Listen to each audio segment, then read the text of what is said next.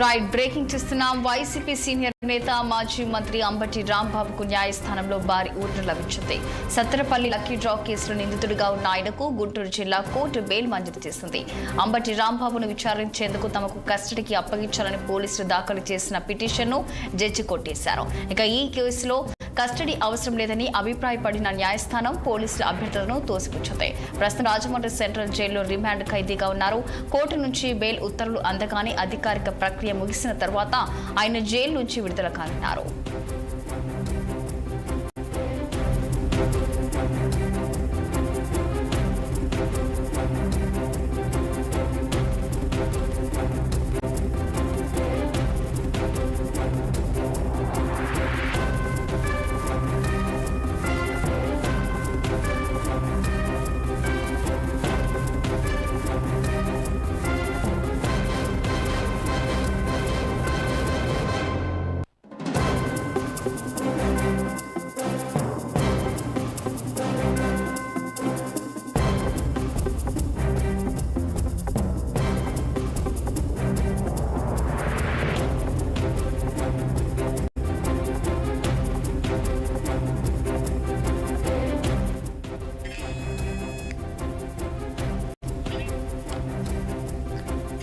YCP senior నేత మాజీ మంత్రి అంబటి రాంబాబుకు న్యాయస్థానంలో భారీ ఊరట లభించింది. ఇక సత్తెనపల్లి లక్కీ డ్రా కేసులో నిందితుడిగా ఉన్న ఆయనకు గుంటూరు జిల్లా కోర్టు బెయిల్ మంజూరు చేస్తుంది. ఇదే అంశానికి సంబంధించి మరింత సమాచారం మా ప్రతినిధి పవన్ ఫోన్ లైన్ అందించేందుకు సిద్ధంగా ఉన్నారు. చెప్పండి పవన్, మరి ప్రస్తుతం అయితే మాజీ మంత్రి అంబటి రాంబాబుకు అయితే మరి జైలు నుంచి విడుదల కానున్నట్టు కూడా తెలుస్తుంది. దీనికి సంబంధించిన పూర్తి డీటెయిల్స్ అంటే రచన ఏదైతే వైకాపా మాజీ మంత్రి గుంటూరు జిల్లా వైఎస్ఆర్సీపీ అధ్యక్షుడిగా ఉన్నటువంటి అంబటి రాంబాబుకి అయితే మాత్రం గుంటూరు జిల్లా కోర్టు అయితే మాత్రం కొంత ఊరట కలిగించేలా అతనికి బెయిల్ అయితే మాత్రం మంజూరు చేసింది. ప్రస్తుతం ఆయన రాజమండ్రి సెంట్రల్ జైల్లో కూడా రిమైండ్ ఖైదీగా ఉన్నారు. ఏదైతే సంక్రాంతి సంబరాల రోజున లక్కీ డ్రా సంబంధించినటువంటి అంశంలో కూడా అంబటి రాంబాబు మహిళల వద్ద నుంచి 200 రూపాయల డబ్బులు వసూలు చేశాడనేటువంటి ఆ కేసుపై కూడా ప్రస్తుతం ఆయన రాజమండ్రి సెంట్రల్ జైల్లో ఉన్నటువంటి నేపథ్యంలో అంబటికి సంబంధించి అయితే మాత్రం ప్రస్తుతం గుంటూరు కోర్టు అయితే మాత్రం బెయిల్ అయితే మంజూరు చేసినట్టు కూడా తెలుస్తా ఉంది. మరి ఈ నేపథ్యంలో అయితే మాత్రం చూడొచ్చు, ఇప్పటికే అంబటి రాంబాబుపై అయితే మాత్రం దాదాపుగా రాష్ట్ర వ్యాప్తంగా 52 కేసులు ఉన్నటువంటి నేపథ్యంలో 52 కేసులకు సంబంధించినటువంటి దానిపై కూడా ప్రస్తుతం అయితే మాత్రం కొంత పరిస్థితి ఎక్కడికక్కడ కూడా పోలీసులు కస్టడీ పిటిషన్లు వేస్తూనే ఉన్నారు. కేసులపై కేసులు అతన్ని వెంటాడుతూనే ఉన్నాయి. సో ఈ మధ్య కాలంలో కూడా మనం చూసాం, ఏదైతే రాష్ట్ర ముఖ్యమంత్రి చంద్రబాబుపై అంబటి రాంబాబు చేసినటువంటి వ్యాఖ్యల నేపథ్యంలో కూడా అంబటి రాంబాబు అయితే మాత్రం రిమాండ్ కి విధించడం జరిగింది. రిమాండ్ విధించిన తర్వాత అంబటి రాంబాబు అయితే బెయిల్ కూడా మంజూరు చేశారు. కానీ తిరిగి మరలా సత్తెనపల్లిలో ఏదైతే 2023లో లక్కీ డ్రా సంబంధించినటువంటి కేసు ఏదైతే ఉందో ఆ కేసుకు సంబంధించి అయితే మాత్రం రిమాండ్ ఇచ్చారు.